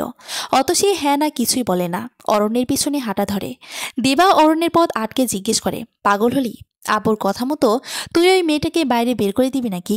আমি ওকে নিয়ে আমিনের কাছে যাচ্ছি আপু। ও আচ্ছা যা, আমি দেখি আব্বুকে রাজি করাতে পারি কিনা। আর অতসী তুমি কেঁদো না প্লিজ, বাবার কথা মনে নিও না। আসলে পরিস্থিতিটা এমন যে, না আপু সমস্যা নেই, আমি কিছু মনে করি নাই। আমিন বলল, ও একদম ঠিক আছে, শরীরে ব্যথা আছে, কিন্তু ওগুলো ঠিক হয়ে যাবে দ্রুত। আর কপালে ড্রেসিং করতে হবে না, কপাল ফাটেনি, একটু কেটে গেছে সামান্য, মলম লাগালেই ঠিক হয়ে যাবে। অরণ্য স্বস্তির নিঃশ্বাস ছাড়ল। অতসীকে বলল, তুমি চা খাবে? অতসী ঘাড় নেড়ে জবাব দেয়, না। আমিন বলল, আরে মেয়ে খাও, এক কাপ, এখানে চা মজাদার। আমিন ইন্টারকম টিপল। সঙ্গে সঙ্গে একটা 14-15 বছরের ছেলে এসে রুমে ঢুকলো। আমিন তার হাতে 20 টাকার একটা নোট গচিতে বলল, দে দৌড়, স্পেশালটি। ছেলেটা মাথা নেড়ে প্রায় ছুটে ঘর থেকে বেরিয়ে গেল। অরণ্য বলল, অতসী তুমি বসো, চাইলে চা খাও, আমি আমিনের সঙ্গে কিছু কথাবার্তা বলে আসি। আমিনের চেম্বার ঘরটা দোতলায়, নিচতলায় একটা দোকান, তবে সেটা বন্ধ হয়ে আছে। বেশ কিছুদিন যাবৎ দোকানের মালিক গ্রামের বাড়ি গিয়েছে। ওরা এসে সিঁড়িতে দাঁড়িয়ে কথা শুরু করে। অরণ্য কেমন করে একটা গলায় যেন বলল, আমি অতসীকে বিয়ে করতে চাই। অরণ্যের কথা শুনে আমিনের ভ্রুকুচিত হয়। সে বিস্ময় গিলে বলে, কি বলছিস এসব? ঠিক বলতেছি। তাহলে প্রিয়া? ধুর প্রিয়া, প্রিয়া আমার লাইফের একটা বাজে চ্যাপ্টার। ওটাকে আমি ক্লোজ করতে চাই বলেই অতসীকে বিয়ে করতে চাই। মেয়েটা একদম একা, ওর এই পৃথিবীতে কেউ নেই। ওকে যে ভালোবাসবে, মেয়েটা তাকে ওর সবটুকু ভালোবাসা নিংড়ে দেবে, তা ঠিক। কিন্তু কি কিন্তু? একবার অতসীর জায়গায় নিজেকে ভাবতো। মেয়েটার দিকে তাকালে আমার মায়া হয় আমিন। ওর বয়সে আমার বোন মায়ের হাতে ছাড়া খেত না। আরও অতসীর মতো আরও কত মেয়ে আছে আমাদের সমাজে। এখন কি সবাইকে উদ্ধার করতে সবাইকে বিয়ে করবি? না, সবাইকে বিয়ে করব না। যদি অতসীর মতো মেয়ে আরও থাকে, তাহলে আমার মতো কেউ না কেউ থাকবে, ওরা বিয়ে করবে। ওরা এক একটা মেয়েকে অন্ধকার থেকে তুলে আলোতে আনবে। আমিন হাঁপ ছেড়ে বলল, তোর সাথে তর্কে জিতা ইম্পসিবল। আমি তর্ক করছি না, জাস্ট লজিক বোঝানোর চেষ্টা করছি। আমাকে আর বোঝাতে হবে না কিছু, আমি বুঝে গেছি। অরণ্য চোখ পিটপিট করে বলল, কি বুঝে গেছিস? আমিন রহস্যময় হাসি দিল একটা, বলল, কিছু না। পেটে কথা রাখবি না, বল আমাকে। আরে ভাই, বললাম তো কিছু না। এখন বল, কবে বিয়ে করবি অতসীকে? আজকে। আমিন ভ্রুকুচকে বলল, আজকেই? মেয়েটার বার্থডে সার্টিফিকেট অথবা এনআইডি কার্ড এসব আছে কিছু? অরণ্য শুকনো গলায় বলল, নাই তো মেবি। ও যে পরিস্থিতিতে ঘর ছাড়ছে, ওসব আনেনি বোধ হয়। তাহলে ওসব ছাড়া বিয়ে হবে কিভাবে? টাকা যা লাগে আমি দিব, তুই ম্যানেজ করবি। বিয়েটা আজকে হওয়া প্রয়োজন, খুব প্রয়োজন। অরণ্যের গলায় জোর। আমিনের কপালে বিন্দু বিন্দু ঘাম ফোটা। এই অরণ্যকে সে চিনতে পারছে না। অরণ্য তো শান্ত, চুপচাপ, গম্ভীর ক্যাটাগরি ছেলে। অথচ এখন কি হলো? একটা মানুষ হঠাৎ করে এতটা চেঞ্জ হয় কিভাবে? আমিন ফ্যাকাশে মুখে বলল, আধ ঘন্টা অপেক্ষা কর, আমি দেখি কি করা যায়। অরণ্যকে চেম্বারে রেখে আমিন বেরিয়ে পড়ে। আর আজকে প্রচুর খাটতে হবে। জহির ইসলাম সকাল সকাল রফিক সাহেবকে ফোন দিলেন। তার ফোন পেয়ে বিরক্তিতে রফিক সাহেবের মুখ তেতো হয়ে উঠল। না জানি এই ছেলের জন্য কতটা সম্মানহানির মুখোমুখি হতে হবে। যদিও এখনো বিয়ে হয়নি, তবুও মানুষ কি বলবে? একজনকে বিয়ে করতে চেয়েছে, আর অপর একটা মেয়েকে নিয়ে মাথা ঘামাচ্ছে। ব্যাপারটা প্রচুর দৃষ্টিকটু এবং আইনি অপরাধও বটে। তবুও কেন অরণ্য এমন পাগলামি লাগিয়েছে কে জানে। আবার মেয়েটাকে নিয়ে কই যেন বের হলো, কই গেল? রফিক সাহেবের চিন্তায় মাথা ধরে আছে। ফোনটা বারবার বেজে উঠছে। রফিক সাহেব বিরক্ত মুখে ফোন ধরলেন শেষমেশ। অত্যন্ত স্বাভাবিক ও সুরেলা গলায় বললেন, আরে ভাইজান, আছেন কেমন? ওপাশ থেকে জহির ইসলামের গম্ভীর গলা শোনা গেল, এই তো আসি ভাই। আপনার ছেলে কোথায়? রফিক সাহেব মৃদু নিঃশ্বাস ফেলে বললেন, বাইরে। সে যে একটা মেয়েকে আপনার বাসায় নিয়ে উঠেছে, আপনি সে ব্যাপারে ভ্রুক্ষেপহীন কেন? কে বলেছে ভ্রুক্ষেপহীন? আমি করা আদেশ দিয়েছি মেয়েটাকে বাইরে রেখে আসতে। হয়তো বাইরে রেখে আসতে গেছে অরণ্য। শুনেন ভাই, আমার মনে হয় না আপনার ছেলে অতসীকে রেখে আসার জন্য গেছে। অরণ্য গতকাল রাতে আমার মেয়েকে ফোনে বলেছে সে নাকি অতসীকে বিয়ে করবে। রফিক সাহেব হতবাক হওয়া গলায় বলেন, এটা বলেছে? জি, এরকম কিছু করবে না। ওর রাগের মাথায় বলেছে হয়তো। আমাদের বাড়ির মেয়েকে নিয়ে আমরা যা ইচ্ছে তাই করব। তাতে আপনার ছেলে রাগ হওয়ার দরকারটা কি? রফিক সাহেব আরও হতভম্ব হয়ে গেলেন। ক্ষীণ গলায় জিজ্ঞেস করলেন, অতসী আপনাদের বাড়ির মেয়ে? জহির ইসলাম অস্বস্তির সঙ্গে বললেন, হ্যাঁ। তাহলে সেদিন তাকে কাজের মেয়ে হিসেবে পরিচয় দিয়েছিলেন কেন? সেটা আপনার জানার বিষয় না। আপনাকে শুধু এতটুকুই বলে রাখি, যদি অরণ্য আমার মেয়ের সঙ্গে বেইমানি করে তবে তার ফল খুব খারাপ হবে এবং আপনাদের সবাইকে তা ভোগ করতে হবে। রফিক সাহেব জবাবে কি বলবেন বুঝতে পারলেন না। তিনি চুপ করে রইলেন। জহির ইসলাম আবার বললেন, রাখছি। আমার কথাগুলো পরিষ্কারভাবে মনে রাখবেন। ফোন কেটে গেল। রফিক সাহেবের শ্বাস টান ওঠে। তিনি প্রচুর ঘাবড়ে আছেন। শীতের সকালেও দরদর করে ঘামছেন। অতসী মৃদু কাঁপছে। তার গায়ে একটা সালোয়ার কামিজ, ওপরে দেবার দেওয়া একটা শাল। অরণ্য চেম্বার ঘরে ঢুকে অতসীর কাঁপাকাঁপি অবস্থা দেখে বলল, কাঁপছো কেন? শীত করছে? অতসী মাথা ওপর নিচ করল, মুখে কিছু বলল না। অরণ্য এগিয়ে এসে নির্দ্বিধায় অতসীর কপালে হাত রাখল। গায়ের উত্তাপ মেপে বলল, শরীরে হালকা জ্বর আছে, এই জন্য শীতটা বেশি করতেছে। আর কিছুক্ষণ অপেক্ষা করো, ওকে?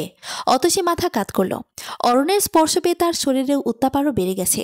পাজরে পাজরে ভালোবাসার কাঁপন, রক্তকণা যেন বিদ্যুৎ গতিতে ছুটছে। হৃৎপিণ্ডের কাঁপনটাও বেড়ে গেছে। অরণ্য চেয়ার টেনে অতসীর সামনে বসল। তারপর সিরিয়াস গলায় নিঃসংকোচে বলল, আমি তোমাকে বিয়ে করব অতসী। অতসীর হৃস্পন্দন এক মুহূর্তের জন্য থেমে গেল অরণ্যের কথায়। সে ফ্যালফ্যাল করে অরণ্যের দিকে তাকিয়ে রইল। মস্তিষ্ক শূন্যতার। অরণ্য আবার বলল, তোমার কষ্টগুলোকে নিজের করে নিতে চায়, তোমাকে আপন করতে চায়, আর প্রিয়াকে একটা শিক্ষা দিতে চায়। অতসী নিচু গলায় বলে, আপনি না প্রিয়াকে ভালোবাসেন? জানি না, তবে এখন মনে হচ্ছে আমি কখনোই প্রিয়াকে ভালোবাসিনি। আমি ওকে আজ অব্দি আই লাভ ইউ বলিনি। প্রিয়ার সঙ্গে আমার পরিচয় ফেসবুকে। ও আমাকে কন্টিনিউয়াসলি মেসেজ দিত আর খোঁজ খবর নিত। আমি যখন দেখলাম ওর এসবের পেছনে অন্য কারণ আছে, তখন নিজ থেকেই জিজ্ঞাসা করলাম। প্রিয়া বলল, ও আমাকে ভালোবাসে। আমি কথাটা শুনে চমকাইনি। প্রিয়ার হাবভাবে আগে বুঝে গিয়েছিলাম ও আমাকে ভালোবাসে। আমি প্রথমে পাত্তা দিইনি, কিন্তু প্রিয়া আঠার মতো পিছিয়ে লেগে আমাকে এতটা কেয়ার করে যে আমি ভাবলাম মেয়েটাকে একটা চান্স দেই। আমার জীবনে কিন্তু এর আগে কোনো নারী আসেনি অতসী। আমার ফ্যামিলি থেকেও আমার বিয়ের জন্য মেয়ে খুঁজছিল, তাই প্রিয়ার কথা বলি। ভেবেছিলাম বিয়ের পর ভালোবাসা শুরু করব, আমাদের প্রেম হবে হালাল প্রেম। কিন্তু আমার পরিবার ভাবছে হয়তো ওই মেয়ের সাথে আমার রিলেশন আছে, এই জন্যই তারা আগ্রহ করে বিয়ের প্রস্তাব নিয়ে গিয়েছিল। কিন্তু এখন ওদের মন মানসিকতা দেখে আমি আর আগাতে চাই না। ওরকম নিকৃষ্ট মানসিকতার ভিড়ে আমি আর যেতে চাই না। আমার কথা হচ্ছে, টাকা পয়সার চেহারা ইজ নট ফ্যাক্ট। ভালো থাকাটাই হচ্ছে আসল কথা। আর আমি ভালো থাকতে চাই। তোমার সঙ্গে আমি ভালো থাকবো আমি জানি। তোমার মনটা অনেক ফ্রেশ অতসী। তুমি খুব স্বচ্ছ পরিষ্কার। তোমার চোখ দেখলেই বোঝা যায় যে তোমার ভেতরে একটা কষ্টের পাহাড় জমে আছে। অতসী নির্বাক দর্শকের ন্যায় অরণ্যের কথাগুলো শুনে গেল। তার চোখ টলমল করছে পানিতে। যাকে সে এতদিন চেয়েছে সেই কিনা ধরা দিচ্ছে, এও কি সম্ভব? তার কপাল এতটা সহায় হলো কিভাবে? অরণ্য ফের বলে, না করো না প্লিজ। আমি তোমার একটা উপকার করেছি, বিনিময়ে তুমি আমার একটা উপকার করো। আমার সারা জীবনের দায়িত্বটা তোমার হাতে তুলে দিতে চাই। নিবে আমার দায়িত্ব? অতসী কেঁদে ফেল। তবে সেই কান্নার কোনো শব্দ নেই। সে মাথা নিচু করে ভাঙা গলায় উত্তর দেয়, পারবো। অরণ্য খুশি হয়, বলে, এখন থেকে আর কান্না না, তোমাকে শক্ত হতে হবে। আমাদের বিয়েটা কেউ হ্যাপিলি অ্যাকসেপ্ট করবে না, তবু আমাদের লড়ে যেতে হবে। ভেঙে পড়লে দুজনেই দুজনকে হারাবো। হারানোর কথা শুনে অতসী কেঁপে উঠল। সে তড়িঘড়ি করে চোখ মুছে বলল, সব হারিয়েছি, আপনাকে হারাতে চায় না, আগামী সুখ হারাতে চায় না। আর কেউ যদি আপনাকে আমার থেকে কেড়ে নেয় তবে খুন করতে আমার হাত কাঁপবে না। যারা ভালো মানুষের মুখোশ পরে অন্যের ক্ষতি করেছে তারা করবে, তাদের কারো রক্ষা নেই। যার যার কর্মদণ্ড তাকে পেতেই হবে। দুপুর ৩টার দিকে আমিন তার আরেক বন্ধু নিয়ে সব ব্যবস্থা করে ফেলল। যখন ৩টা বেজে ৩৮ মিনিট, অতসী অরণ্যের চোখে চোখ রেখে বলল, আলহামদুলিল্লাহ, আমি কবুল করিলাম। ড্রয়িং রুমে শুনছান নীরবতা। বেলি বেগম হতভম্ব হয়ে বসে রয়েছেন। দিবা উসখুস করছে, হাতের তলা চুলকাছে। রফিক সাহেব হতভম্ব দৃষ্টির সঙ্গে কাঠিন্য যোগ করে তাকিয়ে আছে অরণ্য। শুধুমাত্র অতসী চোখ নামিয়ে রেখেছে। ভয় আর আতঙ্কে বুক কাঁপছে তার। রফিক সাহেব সময় নিয়ে হুঙ্কার চালেন, এটা কি করছিস তুই? অরণ্য স্বাভাবিক গলায় বলল, বিয়ে করেছি। রফিক সাহেব হুঁশ খেয়াল ভুলে গেছেন। তিনি হঠাৎ এসে অরণ্যের গালে চর বসে দিলেন। অতসী হতভম্ব। দিবা চেঁচিয়ে উঠল, আব্বু, তুমি ওকে মারতেছে কেন? মারবো না তো কি চুমো দেব? ও কি কাণ্ড বাঁধিয়ে এসেছে তুই দেখতেছিস না? তোর কি চোখ নাই? আমার চোখ আছে। যা করেছে নিশ্চয়ই কিছু ভেবেই করেছে। আগে ওর কথা একটু শুনি আমরা। হঠাৎ একটা রিয়েক্ট করে বসলেই তো হয় না। ওর কিসের কথা শুনবো? এত বড় একটা ঘটনা ঘটে এসেছে আর আমি ওর কথা শুনবো? শুনতে হবে। আব্বু, রাগের মাথায় একটা জিনিস বললেই চলে না। প্লিজ একটু মাথাটা ঠান্ডা করো, প্লিজ একটু অরণ্যকে কিছু বলার সুযোগ দাও, প্লিজ আব্বু। রফিক সাহেব ফোঁসফোঁস করতে করতে চেয়ারে বসলেন। দিবা অরণ্যের দিকে এগিয়ে গিয়ে দাঁড়ালো, বলল, এবার বল, তোর যা যা বলার আছে সব বল। অরণ্য নিজের স্বাভাবিকতা বজায় রেখে বলল, আমার কিছু বলার নাই, শুধু একটা কথাই বলতে চাই, আমি সজ্ঞানে সুস্থ মস্তিষ্কে অতসীকে বিয়ে করেছি, আর বাকি লাইফটা ওকে নিজের স্ত্রীর পরিচয় দিয়ে পার করতে চাই। রফিক সাহেব আবার ছুটে আসলেন, তাহলে প্রিয়ার বাড়িতে কেন প্রস্তাব নিয়ে যেতে বলেছিলি? কেন আমাদের নাক কান কাটলি? আমরা কি বলি নাই তোর পছন্দের কেউ থাকলে বল, তার সাথেই বিয়ে দেব তোর? তারপরেও এই নাটকগুলো কেন করলি? প্রিয়াকে আমি কখনোই ভালোবাসিনি। ও আমার প্রতি পাগল ছিল, ও আমার প্রতি দুর্বল ছিল। ওর পাগলামি দেখেই ভাবছিলাম একবার ওকে চান্স দেওয়া উচিত, কিন্তু কোনো হারাম সম্পর্কে আমি জড়াতে চাইনি। তাই তোমাদেরকে বলছিলাম প্রস্তাব নিয়ে যাওয়ার জন্য, কিন্তু প্রিয়াদের ফ্যামিলির সবার মেন্টালিটি আর অমানসিকতা দেখে আমার বিয়ে ছাদ মিটে গেছে। মরে গেলে তো ওরকম পরিবারের সঙ্গে নিজেকে জড়াবো না, যেন মানসিক শান্তি নাই, যেখানে টাকা পয়সা ধন দৌলত দিয়ে লাভটা কি? একদম বড় বড় কথা বলবি না। প্রিয়ার বাপ ফোনে আমাকে থ্রেট করছে, থানা পুলিশ করবে নাকি, সে করুক, তাতে কি? আমি ভয় পাই তারে? আবার বড় বড় কথা, ইচ্ছা করছে আরো 2টা দিতে। দাও আব্বু। তারপরে তুমি বলো না ওরকম একটা মেয়েকে বিয়ে করতে, যে কিনা নিজে নারী হয়ে অন্য নারীর দুঃখ অনুভব করতে পারে না। সেসব আগে ভাবা উচিত ছিল। এখন আমি প্রিয়ার বাবাকে কি জবাব দিব? সে ফোন দিলে তাকে বলে দেবা যেন আমার নাম্বারে ফোন দেয়, যা কথা বলার আমি বলবো, তোমার কথা বলতে হবে না। তাহলে তোর ডিসিশন কি এটাই ফাইনাল? রফিক সাহেবের মাথা ধরে এলো। তিনি ক্লান্ত ভঙ্গিতে চেয়ারে বসলেন, জড়ানো গলায় বললেন, ঠিক আছে, তোমার জামা কাপড় যা যা লাগবে সব গোছাও, আর এই মেয়েকে নিয়ে এক্ষুনি এই বাড়ি ছেড়ে বেরিয়ে যাও। যেহেতু তুমি একা একা বিয়ে করার মতো একটা বড় সিদ্ধান্ত নিছো, সেহেতু আমাদেরকে তোমার কোনো দরকার নেই। তোমার নতুন লাইফ তুমি আমাদের ছাড়া শুরু করেছো, তাই আমাদের ছাড়াই থাকো। অরণ্য কঠিন মুখে দাঁড়িয়েল। দিবা আতকে ওঠা গলায় বলল, এসব কি বলছো বাবা? তুই চুপ কর দিবা, তোর কথা অনেক শুনেছি, এখন আর শুনতে ইচ্ছে করে না, সো প্লিজ চুপ কর। কিন্তু বাবা, বললাম না চুপ কর, একদম চুপ থাক। মা, তুমি কিছু বলো বাবাকে। বাবা এসব কি উল্টাপাল্টা কথা বলছে? বেলি বেগম চুপ করে রইলেন, হা হো কিছুই বললেন না। রফিক সাহেব পুনরায় বললেন, সময় মাত্র 10 মিনিট, যা দরকার নিয়ে বেরিয়ে যা। বাবা, একটা কথাও না দিবা, ও আমাদের মনে অনেক কষ্ট দিয়েছে, এবার ওর নিজের এই মাসুল দিতে হবে। একা একাই পৃথিবীতে টিকে থাকাটা কতটা কঠিন সেটা বুঝবে আর মাসুল দিবে। অরণ্য অপরাধী গলায় শক্তভাবে বলল, তোমাদের কষ্ট দেওয়ার জন্য আমি দুঃখিত, তবে বিশ্বাস করো, মেয়ে হিসেবে অতসী পারফেক্ট একদম। 2 দিনেই চিনে ফেলেছ। কিছু কিছু মানুষ আছে যাদেরকে সারা জীবনেও চেনা যায় না, আবার এমন কেউ কেউ আছে যাদের প্রথমবারেই চেনা যায়। ছোটবেলা থেকে তোমাকে দেখে আসি, অথচ আজও তোমাকে চিনতে পারলাম না বাবা। ভেবেছিলাম আমার এই ডিসিশনে তুমি খুশি হবে, কিন্তু হলো উল্টোটা। তোমার এই ফালতু ডিসিশনে আমি খুশি হব? আমি কেন খুশি হব? কোন দিক দিয়ে খুশি হব? একটা অসুস্থ মানসিকতার মেয়ে থেকে আমি রেহাই পেয়েছি, আর এমন একজনকে বিয়ে করেছি যে তোমাদের যথেষ্ট সম্মান করবে, ভালোবাসা করাবে, আর তার ভেতর আছে এক সমুদ্র মায়া। আব্বু, তুমি কি একবারও অতসীকে ভালো করে দেখেছো? দেখনি? একবার দেখো ওকে, ওর চোখ দুটো তোমাকে অনেক কথা বলবে। রফিক সাহেব গর্জে উঠলেন, সিনেমা হল এটা? হ্যাঁ। সিনেমার ডায়লগ শোনাছিস? সাহস কত তোর? এক্ষুনি বের হ তুই, এক্ষুনি। যে 10 মিনিট সময় দিতে চেয়েছিলাম সেটাও বাদ, এক্ষুনি বের হ, জাস্ট এক্ষুনি। রফিক সাহেব অরণ্যকে ধাক্কাতে ধাক্কাতে দরজা দিয়ে বের করে দিল। দিবা দৌড়ে গেল, রফিক সাহেবকে ধরে বলল, আব্বু থামো, কি করতেছো? আব্বু। রফিক সাহেব কারো কথা শুনলেন না, দরজার কাছে নিয়ে অরণ্যের গলায় ধাক্কা মেরে অরণ্যকে সরিয়ে দেয়। অরণ্য টাল সামলাতে না পেরে নিচে পড়ে যায়। দিবা চেঁচিয়ে ওঠে, আব্বু। রফিক সাহেব ঘরে ঢোকেন, অতসী নিজ স্থানে দাঁড়িয়ে কাছে। তিনি অতসীর দিকে তাকিয়ে বজ্রপাতের গলায় বললেন, তোমাকে কি আলাদাভাবে বলতে হবে বের হয়ে যাওয়ার জন্য, নাকি তোমাকেও গলা ধাক্কা দিয়ে বের করে দিতে হবে? অতসী ফোপায়, তার পাতলা ঠোঁট দুটো চোখের জলে ভিজে একাকার। অরণ্য উঠে দাঁড়ায়, কঠোর গলায় আদেশ করে, তুমি বেরিয়ে আসো অতসী। অতসী চুপচাপ বেরিয়ে যায়। অরণ্য এক হাতে অতসীর কোমল হাত শক্ত করে চেপে ধরে। রফিক সাহেব চিৎকার করে বলেন, আর কোনোদিন আমার বাড়ির ত্রিসীমানায় তোদের যেন না দেখি, যদি দেখি তাহলে এই গলা ধাক্কা আবার খাবি। অরণ্য ঘৃণিত নজরে রফিক সাহেবকে দেখে অতসীকে নিয়ে বের হয়ে যায়। রফিক সাহেব ফ্লোরে হাত পা ছড়িয়ে বসে পড়েন, বিলাপ করে বলেন, দেখলি দিবা, তোর ভাইয়ের সাহস দেখলি? একবার পা ধরে এসে ক্ষমা চাইতো, দেখলি কোনো মেজাজ দেখে সে চলে গেল। দিবা কোনো কথা বলল না, তার মেজাজ প্রচুর গরম হয়ে আছে। দেড় দুনিয়ার ঝামেলা তার আর ভালো লাগে না। দানিশ রুমের দরজায় হাতল ধরে দাঁড়িয়ে আছে, তার চোখ ঘুমে জড়ানো। চিৎকার চেঁচামেচি শুনে সে ছুটে এসেছে এখানে। দিবা সবার ওপর জমা রাগটা দানিশের ওপর ঝাড়ল। বড়দের মাঝে কি বেদব হয়ে যাচ্ছি দিন দিন? যা নিজের ঘরে যা, যা বলছি। দানিশ ধমক খেয়ে বিষণ্ণমুখে চলে যায়। বেলি বেগম ঠিক তখন বললেন, ওর ওপর রাগ ঝাড়ছিস কেন? দিবা চকিত মুখ ঘুরিয়ে বেলি বেগমের দিকে তাকায়। যে মহিলাটা এতক্ষণ মুখ কুলু পেটেছিল সে এখন কথা বলছে। দিবা চিল্লিয়ে বলে, আমার ছেলের সাথে আমি যেভাবে ইচ্ছে সেভাবে কথা বলবো, তোমার কি? তুই এভাবে চেঁচাচ্ছিস কেন? তুমি কথা বলছো কেন? যেভাবে এতক্ষণ মুখে কুলু পেটে বসেছিলা সেভাবেই থাকো। কে বলেছে তোমাকে কথা বলতে? কে বলেছে? দিবার আগে গজগজ করতে করতে ভেতরে চলে গেল। রফিক সাহেব বিষণ্ণ গলায় বললেন, দেখলে বেলি, তোমার ছেলে মেয়ে কেউই আমাদের পরোয়া করে না, আর যার যার যা ইচ্ছা তাই করে যাচ্ছে, তাই বলেই যাচ্ছে। শেষ বয়সে তোমাকে নিয়ে উধাও হব দেখো। থাকুক এরা একা একা, বুঝবে তখন মজাটা। বেলি বেগম প্রচণ্ড বিরক্ত নিয়ে স্বামীর উপর ধমক ছাড়লেন, চুপ করে থাকো তুমি, কোনো কথা শুনতে ইচ্ছে করছে না আমার। উফ! বাড়ির বাইরে এসে এই প্রথম অতসী মুখ ফুটে বলল, কোথায় যাব আমরা? অরণ্য সঙ্গে সঙ্গে উত্তর দেয়, আমিনের বাসায়। তার বাড়িতে থাকবো? আপাতত ওর বাসায় থাকবো, আর দুদিনের মধ্যে আমি বাসা ঠিক করে ফেলবো, সমস্যা নেই, চিন্তা করো না তুমি।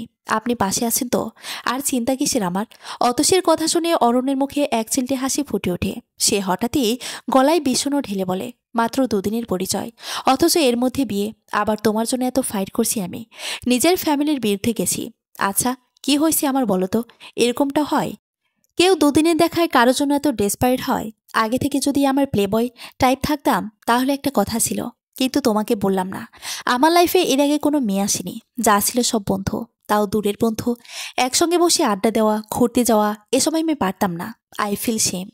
অথচ আজকে আমার সব লজ্জা, ভয়, নার্ভাসনেস কই গেল সব? কিছু বুঝতেছি না।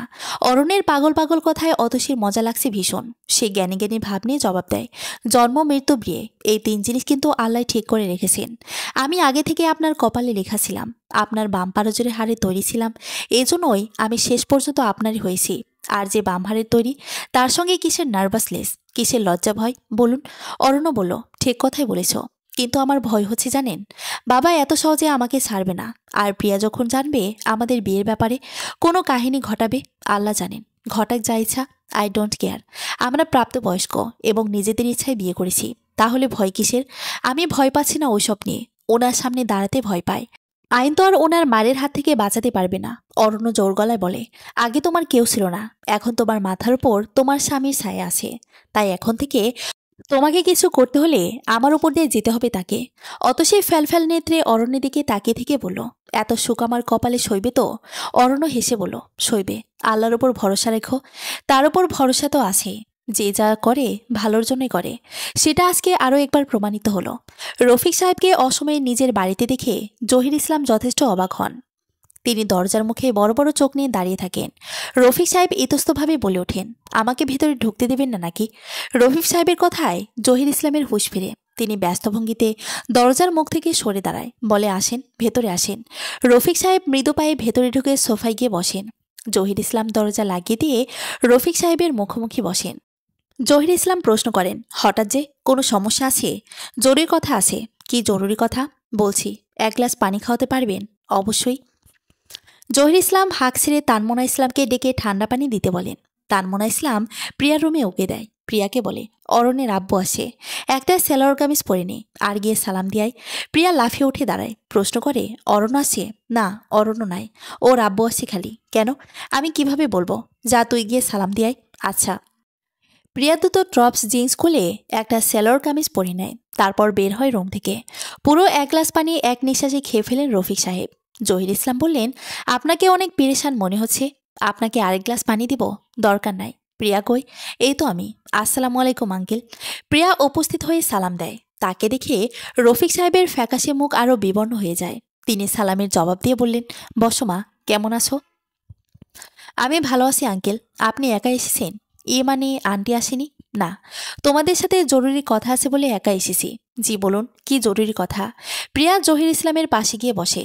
রফিক সাহেব দীর্ঘ নিঃশ্বাস ফেলে ধীর গলায় বলেন, অতসীকে বিয়ে করেছে অরণ্য। কথাটা শুনে প্রিয়ার মুখ থেকে প্রথমেই যে শব্দটা বের হয় সেটা হলো হোয়াট? তানমুনা ইসলাম। জহির ইসলামের মুখ হা। রফিক সাহেব উসখুস করতে করতে বলেন, সকালে মেয়েটাকে নিয়ে কই যেন গিয়েছিল। আমরা ভাবছি মেয়েটাকে বের করে দিতে যাচ্ছে, কিন্তু সে বিকেলের দিকে বাসায় আসে আর জানায় অতসীকে সে বিয়ে করেছে। লিগেলি অতসী ওর স্ত্রী এখন। প্রিয়ার চোখে পানি টলমল করছে। সে অবিশ্বাসের সুরে বলল, এসব কি বলছেন আপনি আঙ্কেল? আমি বিশ্বাস করি না। তোমাকে বিশ্বাস করতে হবে মা। আমি মিথ্যে বলবো কেন শুধু শুধু? এটা হতে পারে না। অরণ্য এরকম করতে পারে না। এটা কিছুতেই হতে পারে না। আমি বিশ্বাস করি না বিশ্বাস। প্রিয়া কেঁদে ফেলে মুখে হাত রেখে। জহির ইসলাম কঠিন গলায় বললেন, আমি যা ভেবেছিলাম তাই হলো। কেমন বাবা আপনি? ছেলে কি করলো না করলো কোনো খোঁজ খবর রাখতে পারেন না? রফিক সাহেব ভ্রুকুচকে ফেলেন। আরে ভাইয়া চোপ, আমি কিভাবে জানবো? আর কিভাবে খোঁজ রাখবো? আমি কি সর্বক্ষণ তার সঙ্গে আঠার মতো লেগে থাকি নাকি? আর শোনেন, আপনিও বা কেমন মেয়ে জন্ম দিছেন যে নিজে তার ছোট বোনের ঘর ভাঙল? ওই মেয়েকে পেলে আমি কয় টুকরা করব নিজেও জানি না। ওই খারাপ মেয়েটা কই? মুখের ভাষা ঠিক করেন ভাই। আর ওদেরকে আমি বের করে দিছি আমার ঘর থেকে। কই গেছে জানি না। বের করে দিছেন? হ্যাঁ, বের করে দিছি। এত বড় অপরাধ করে এসেছে, আর আমি ওদের পূজা করে ঘরে তুলব? আপনি আমাকে ফোন দিলেন না কেন? আমি অতসীকে নিয়ে আসতাম এক্ষুনি। এই বিয়ের দলিল যেমন আছে তেমনই তালাকনামার একটা দলিল বানিয়ে ফেলতাম। রাগের মাথায় এত কিছু আসে না ভাই। আমি এত কিছু শুনতে চাই না। আপনাদের বিরুদ্ধে আমি আইনি ব্যবস্থা নেব। পাইছেন কি আপনারা? আমার মেয়েকে কাঁদানো, আমার মেয়ের মন ভাঙা। আমি এত সহজে কাউকে ছাড়ব না। আমি আপনাদের গোষ্ঠীকে 14 শিকের ভাত খাইয়ে ছাড়ব। আপনার যা ইচ্ছা আপনি করতে পারেন। শুধু একটা কথা বলি, আমরাও চুপ করে মুখে আঙ্গুল গুজে থাকবো না। আপনার মেয়েরা বা কেমন যে ছোট বোনের বিয়ে ভেঙে নিজে বিয়ে করে। আগে ঘর ঠিক রাখেন, তারপর বাইর ঠিক করতে আসবেন। প্রিয়া হাউমাউ করে কাছে। জহির ইসলাম রাগের চোখেও চোখে মুখে অন্ধকার দেখছেন। তিনি ক্রোধে কাঁপতে কাঁপতে বললেন, বের হন আমার বাসা থেকে। বের হন বলছি। রফিক সাহেব উঠে দাঁড়ায়, বলে, আমার তো এখন মনে হচ্ছে আপনার মেয়ের মধ্যেই দোষ আছে। নইলে সুন্দর মেয়ে রেখে কেউ কালো মেয়ে বিয়ে করে? আমার ছেলে নিশ্চয়ই জেনে গেছে যে আপনার মেয়ের মধ্যে প্রবলেম আছে। এই জন্যই অতসীকে বিয়ে করে নিছে। কি আমার মেয়ের মধ্যে দোষ আছে? আছে বলেই তো মনে হয়। জহির ইসলাম প্রচণ্ড জোরে চিৎকার করে উঠলেন, বের হন আপনি, জাস্ট নাও। রফিক সাহেবের মুখ ছুটে গেল। তিনি গালাগাল করতে করতে বেরিয়ে গেলেন। জহির ইসলামও ছাড় দিলেন না। তার ডিকশনারিতে যতগুলো গালি জানা ছিল সব রফিক সাহেবের উদ্দেশ্যে ছাড়লেন। তারপরে সে প্রিয়ার মাথায় হাত রাখলেন। প্রিয়া জহির ইসলামের বুকের সাথে মিশে গেল। তার চোখে ইতিমধ্যেই ফুলে গেছে। মেয়েটা ফুলের পাপড়ির মতো নরম, একটু কাঁদলেই চোখ ফুলে যায়। জহির ইসলামেরও কান্না পাচ্ছে। মেয়েটার ভেতরটা নিশ্চয়ই ফেটে যাচ্ছে। প্রিয়া আচমকা উঠে দাঁড়ায় এবং দৌড়ে নিজের ঘরে গিয়ে দরজা আটকে দেয়। তানমুনা ইসলাম, জহির ইসলাম দুজনেই ভরকে গেলেন। তারাও ছুটে যান, ডাকেন, কিন্তু প্রিয়া আর দরজা খোলে না। এভাবে কাটে বেশ কিছু সময়। জহির ইসলাম ঘাবড়ে যান। আতঙ্কে তানমুনা ইসলাম কাছে। তিনি বাইরে গিয়ে কয়েকজন লোক ডেকে নিয়ে আসেন। প্রিয়ার রুমের দরজা ভাঙা হয়। দেখা যায় সে বিছানায় এক কোনায় উবু হয়ে শুয়ে আছে। তার বাম হাতের কবজি কাটা। সেইখান থেকে আসা রক্ত দিয়ে সে বিছানার চাদরে লিখেছে, আই লাভ ইউ অরণ্য। তানমুনা ইসলাম চিৎকার দিয়ে মেঝেতে লুটিয়ে পড়েন। একদিকে মেয়ের এই অবস্থা, অন্যদিকে স্ত্রী অজ্ঞান। জহির ইসলাম থরথর করে কাঁপতে কাঁপতে কেঁদে ফেলেন। প্রিয়ার বিছানার চাদরের একপাশ রক্তে ভিজে গাঢ় খয়েরি রঙে রঙিন হয়ে আছে। হাসপাতালের করিডোরে বসে আছেন জহির ইসলাম। প্রিয়াকে কেবিনে রাখা হয়েছে। তানমুনা ইসলামকে অন্য কেবিনে রাখা হয়েছে। তার প্রেশার আচমকা ফল করে খুব খারাপ অবস্থা হয়ে গিয়েছে। জহির ইসলামের শরীর জ্বলে যাচ্ছে রাগে। একবার খালি অতসীকে হাতের কাছে পাক, ওর গলা চেপে ধরবে, ওকে মেরেই ফেলবে। যার জন্য এত সমস্যা, সে যদি না থাকে তাহলে আর সমস্যাও থাকবে না। জহির ইসলাম মৃদু নিঃশ্বাস ফেললেন। অরণ্য ইতস্ত করে বলল, তোর বাসায় থাকলে কি সমস্যা হবে? তুই তো একাই থাকিস। 2 দিন তো আমি অতসীকে নিয়ে থাকতে পারবো তোর বাসায়। আমিন অরণ্যের কথার জবাব না দিয়ে পাল্টা প্রশ্ন করে, আঙ্কেল তোদের মেনে নেয়নি? তোর কি মনে হয় মেনে নিলে তোর বাসায় থাকতে আসতাম?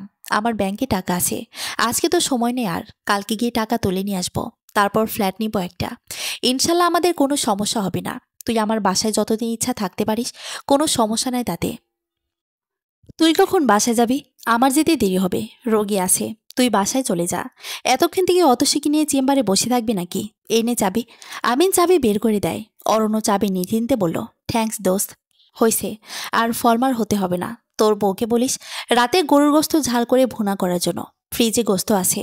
অরণ্য হেসে ফেলল। তোর খাই খাই স্বভাব আর পাল্টালো না? পাল্টাবেও না। আচ্ছা, আর বলবো নি তোকে রান্না করতে। গেলাম, ওকে। অতসীকে নিয়ে চেম্বার থেকে বেরিয়ে পড়ে ওরা। তারপর রিক্সা নিয়ে সোজা আমিনের বাসায় চলে যায়। 2 কামরার ছোট ফ্ল্যাট। একটা বসার ঘর আছে, কিন্তু বসার ঘরে সোফা সেট নেই। সেখানে একটা বড় টেবিল আর কতগুলো চেয়ার। টেবিলের উপর ওষুধপত্র, সিরিঞ্জ। দেখে মনে হচ্ছে এখানেও ছোটখাটো একটা চেম্বার খুলে ফেলেছে আমিন। অতসী বলল, উনি এখনো বিয়ে করেনি? না, বয়স তো কম না ওনার। তাহলে বিয়ে করে না কেন? আমি কিভাবে বলবো? ওর ব্যাপার এটা, আপনি কিছু বলেন না? অরণ্য আশ্চর্য হয়ে বলল, আমি কি বলবো?